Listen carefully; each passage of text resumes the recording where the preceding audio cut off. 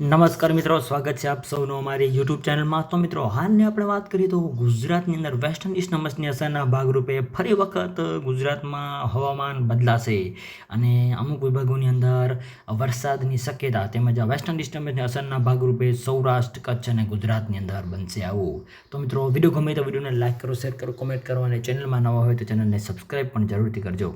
તો મિત્રો, હાલની આપણે વાત કરીએ તો આગામી 3 દિવસ સુધી વાદળછાયું વાતાવરણ જોવા મળશે, જેનું એકમાત્ર કારણ કહી શકાય પશ્ચિમી વિક્ષોભની અસર, વેસ્ટ ઇન્ડિઝ નમસની અસરના ભાગરૂપે રાજ્યના સૌરાષ્ટ્ર, કચ્છ અને દક્ષિણ ગુજરાતના અલગ અલગ ભાગોની અંદર વાદળછાયું વાતાવરણ જોવા મળશે. તેમજ બીજી બાજુ આપણે વાત કરીએ તો પવનની ગતિ પણ જોવા મળી શકે છે.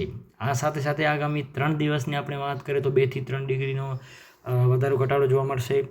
આ ઉપરાંત વાદળછાયા વાતાવરણ સાથે કોઈ વિસ્તારોની અંદર કમોસમી વરસાદ પણ જોવા મળી શકશે અને 29 અને 30 તારીખની આપણે વાત કરીએ તો ગુજરાતના કેટલાક ભાગોની અંદર હળવાથી મધ્યમ વરસાદ પડી શકે છે. તેમજ એપ્રિલના શરૂઆતમાં પણ અમુક અંશે આપણે વાત કરીએ તો 1-2 અઠવાડિયા દરમિયાન વાદળછાયું વાતાવરણ જોવા મળે એવું હાલ અનુમાન લગાવવામાં પણ આવી રહ્યું છે. અને પવનની ગતિની આપણે વાત કરીએ તો 30 થી 40 કિલોમીટર પ્રતિ કલાકની ઝડપે પવનો ફૂંકાવાની પણ શક્યતાઓ જે છે એ હાલ વ્યક્ત કરવામાં આવી રહી છે. તેમજ દેશના અલગ અલગ ભાગોની આપણે વાત કરીએ તો પૂર્વોત્તર, ઉત્તર ભારત, દક્ષિણ ભારતના વિસ્તારોની અંદર હળવોથી મધ્યમ વરસાદ જોવા મળશે.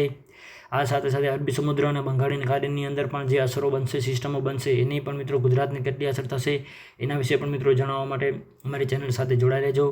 બીજી બાજુ પંજાબ, હરિયાણા, દિલ્હી, રાજસ્થાન વગેરે વિસ્તારોની અંદર પણ અમુક અંશે વરસાદી વાતાવરણ જોવા મળશે.